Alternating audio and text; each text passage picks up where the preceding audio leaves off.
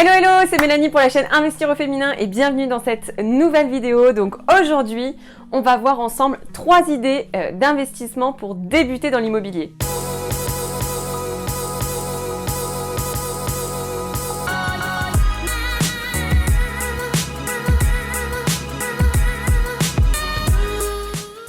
Avant toute chose, je t'invite à télécharger en fait le petit guide qu'on a mis juste en dessous de cette vidéo. C'est pour t'aider, donc c'est des conseils pour t'aider à commencer l'investissement immobilier. Donc si ça t'intéresse, c'est juste en dessous. Donc l'idée numéro 1 quand tu souhaites débuter dans l'investissement immobilier à pas cher, si tu habites déjà dans un appartement ou dans une maison et que tu as à ta disposition une chambre, tu peux peut-être essayer de la louer en location courte durée par exemple, en faisant tout simplement en mettant l'annonce sur Airbnb par exemple, et tu verras si possiblement tu as des touches et ça va te permettre en fait de comprendre comment on gère un locataire, qu'est-ce qu'on lui fait signer quand il rentre dans l'appart, comment ça se passe l'état des lieux d'entrée, l'état des lieux de sortie. En fait, ça va te mettre dans la dynamique et si tu as cette possibilité, tu prends pas trop de risques dans le sens où la maison ou l'appartement en fait est déjà à toi, tu payes ton loyer à toi tout simplement.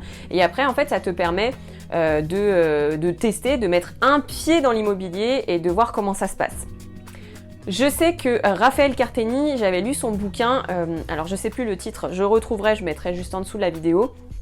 C'est comme ça qu'il a démarré. Il avait un appartement et une chambre de libre. Il avait 2 chambres dans son appart, une pour lui. Et en fait, la deuxième, il l'a mis en location pour un étudiant, il me semble. Donc, il a vécu en fait en coloc. Et sachez qu'il y a beaucoup de personnes, de propriétaires qui font ça. Donc, ça leur permet de, alors peut-être pas couvrir la 100% de leur crédit à eux, mais en tout cas de couvrir une partie et de les aider. Et en même temps, ça met un pied réel dans l'immobilier puisque ça te permet de voir comment on fait de la gestion d'un locataire. Et ça te permet de voir si ça te plaît. Et si ça te plaît, hop, on enchaîne et on va chercher à investir dans un nouveau bien immobilier. Le deuxième conseil, c'est d'investir dans des places de parking ou dans des garages. Généralement, c'est des coûts d'investissement qui sont pas trop élevés, donc ça te permet vraiment de mettre un pied dans le monde de l'immobilier pour pas trop cher. Alors je dis pas trop cher, attention, hein, ça dépend de votre terrain de jeu, ça dépend de où est-ce que vous habitez.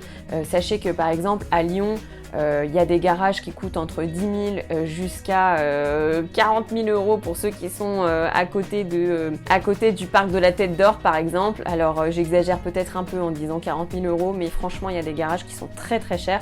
En tout cas, regardez un petit peu proche de chez vous si éventuellement vous avez des garages que vous pouvez mettre en location.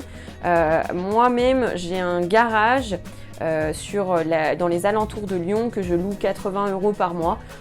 Donc voilà, c'est pas l'investissement du siècle effectivement, mais n'empêche que franchement, ça me fait rentrer 80 euros par mois et en plus c'est quelqu'un qui est hyper sérieux, c'est quelqu'un qui a une moto, qui voulait la ranger, pas la laisser dormir à l'extérieur, donc ça se passe très très bien.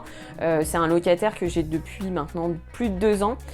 Voilà, c'est nickel, ça me demande pas trop de gestion et en même temps, c'est top pour pouvoir débuter dans l'immobilier. C'est pas un investissement qui est trop gros, donc je vous conseille effectivement si vous débutez et que vous avez peur des montants, puisque au démarrage ça peut sembler énorme, vous pouvez démarrer par une place de parking ou par un garage. La troisième idée d'investissement pour démarrer dans l'immobilier, c'est de commencer par un studio ou une studette, comme vous voulez. Sachez que sur la chaîne YouTube, on interviewe beaucoup d'investisseuses qui ont commencé et démarré par un petit investissement type studio. Et pourtant, je vous promets qu'il y a des personnes aujourd'hui qu'on a interviewées qui ont commencé par un studio et qui aujourd'hui ont des patrimoines qui ont plus de 50 lots. Donc c'est pas parce que vous commencez petit que petit à petit, step by step, vous n'allez pas grossir le truc, hein. En tout cas, l'idée c'est vraiment de mettre un pied dans l'investissement. Et le studio, ça peut rassurer parce que voilà, vous allez pouvoir sélectionner peut-être un locataire, voir comment ça se passe, une petite surface, on va dire entre 20 et 40 mètres carrés maximum. Vous commencez comme ça, un petit coût, peut-être un petit loyer et un petit cash flow, mais c'est pas grave, au moins vous avez mis un pied dedans. Sachez que le premier investissement, c'est pas non plus le meilleur. Petit à petit, quand vous allez apprendre à investir dans l'immobilier, vous allez avoir l'œil un petit peu plus aguerri et l'expérience va faire que vous allez chercher de plus en plus de rentabilité ou du moins chercher chercher par la suite à équilibrer vos rentabilités, peut-être une renta à 8, puis ensuite une renta à 12, 13, etc. L'idée, c'est qu'après, votre parc locatif en lui-même, l'ensemble de votre parc soit à peu près, soit rentable bien sûr, mais que vous pouvez par la suite avoir des biens un peu moins rentables que d'autres. C'est pas grave, l'idée c'est que la somme soit très intéressante, la somme des rentabilités soit intéressante. Donc voilà les amis, comment vous pouvez commencer à investir dans l'immobilier avec ces 3 conseils. Donc j'espère que vous aussi vous avez mis un pied dans l'investissement. Si c'est pas le cas, eh bien n'hésitez pas à venir nous en parler sur Instagram. On vous répondra avec plaisir. Donc les amis, je vous dis à très vite dans une prochaine vidéo. Salut, salut!